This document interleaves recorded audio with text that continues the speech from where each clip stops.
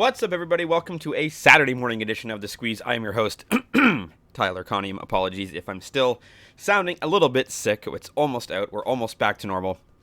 Thank goodness for that. Happy Saturday. Happy AFC NFC Championship weekend. Happy Royal Rumble weekend. I'll be watching that tonight. I wish you could bet on that in Canada. I don't think you can. It looks like in the United States you can bet on the Royal Rumble. If I had a pick, I'm taking Cody Rhodes, but I don't know. I don't think we'll be able to do that here. 2-1 night last night, which is great. We hit the over in the Raptors-Warriors game, even though I had it at 229.5. It would have blown over the 237 total as well. So we hit that. We also hit the Oklahoma City Thunder plus 100 on the money line over Cleveland. Great basketball game. I was watching that on League Pass with Hooper Vision, with Quentin Richardson, Nate Robinson, Kevin Durant. Man, that's if you have a chance to get League Pass and you can watch those games where they have other basketball players commentating over it and talking, it is awesome. We missed on the Flames Kraken under 6. It went 5-2, so it went to 7 goals. But 2-1 on the night. We're up a unit on the week as we head into Saturday. Weird card today. It's one of those cards that I was poring over these last night. I like to try to bet around even money bets. That's where I'm most comfortable. You have a lot of games on the slate that are going to be sort of lopsided, I think. Like you've got Suns and Spurs, you've got Celtics and Lakers, you've got Jazz and Mavericks. Well, I'm going to bet on a lot of these. So let's get started in the NBA. We're going to start with the Raptors at the Portland Trailblazers. Raptors 22-28 coming off a loss to Golden State last night. We bet on that. We won that. Portland 23-25. The Blazers are 13-10 at home. The Raptors are 7-16 on the road. I like the Portland Trailblazers to win this game at -4.5. We've got that for -110 at DraftKings. A lot of this has to do with the fact the Raptors, well, they're not playing very well, but they also played last night. They played at Golden State. It was a 12-point loss in Golden State. When you look at the minutes, Siakam played 40, Barnes 36, Van Fleet 40, Trent 36, Achua 36, Anunoby only played 10 because he's still dealing with the injury a little bit there. So heavy minutes for the starters, and now you're rolling right into a Portland team who's coming off back-to-back wins. They beat Utah on the 25th. They beat San Antonio on the 23rd. And I like the chances for Portland today. Blazers are 4-0 ATS in their last 4 Saturday games. They're 4-1 ATS in their last 5 home games versus a road losing record. And the last few times they've played against each other, Toronto did win earlier, actually just 20 days ago. They won 117-105. That game was without Dame Lillard.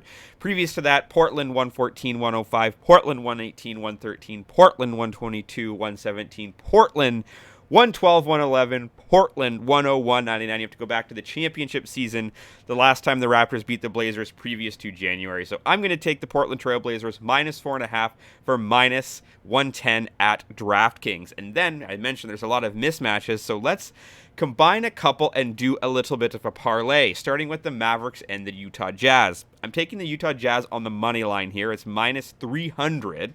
Jazz are 25-26, but they're 16-9 at home.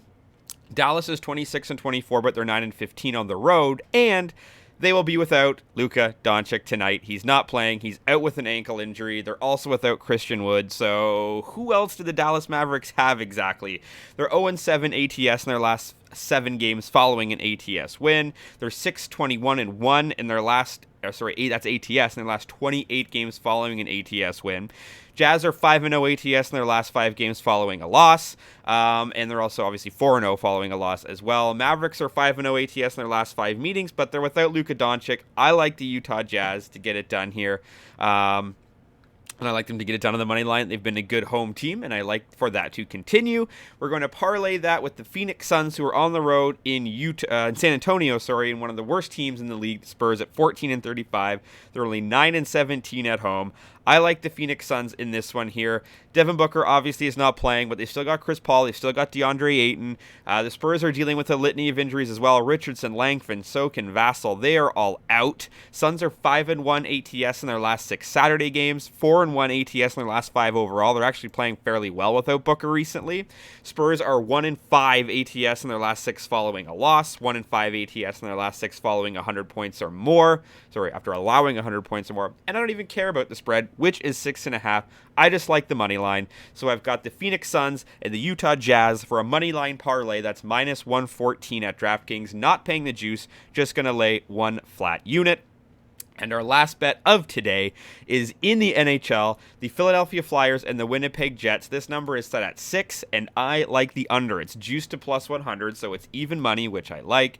The unders this season, Philadelphia is 24 and 23 to the under. Winnipeg, you ready? 33 and 14 to the under. Okay. One of the best under teams in the league. They're also 17 and 7 at home. Hellebuck is expected to be in net, who's 23 and 14 with a 2.4 GAA, a 924 save percentage. Hart's in net for Philly. He hasn't been too bad either. He's got a GAA under 3 and a save percentage above 9. The last few times these teams have met, it was a 5-3 win for Winnipeg, so they did hit 8 last time they played. But going back previous to that, we've got 4 goals, 6 goals, 10, 4 goals. So when these two teams play each other, it is likely that it is going under. Under is 6-0-1 in the Flyers' last 7 road games. Under is 4-1 in their last 5 Saturday games. The under is 13-3 in the Jets' last 16 games playing on 1 day's rest. Under is 16-5 in their last 21 after scoring 2 or less goals in their previous game. Under is 18-6-2 in their last 26 against the Eastern Conference. They're just an under machine, and we're going to keep that rolling. Winnipeg's probably going to win this game, but they could even win this 5-1, and we still have push potential. So that's why I like that number 6. If it goes under, great. If it gets to 6, it's a push. I'm fine with that too, as long as we don't get up to 7-8 goals, obviously. So even money, under 6 there. That is my slate for today.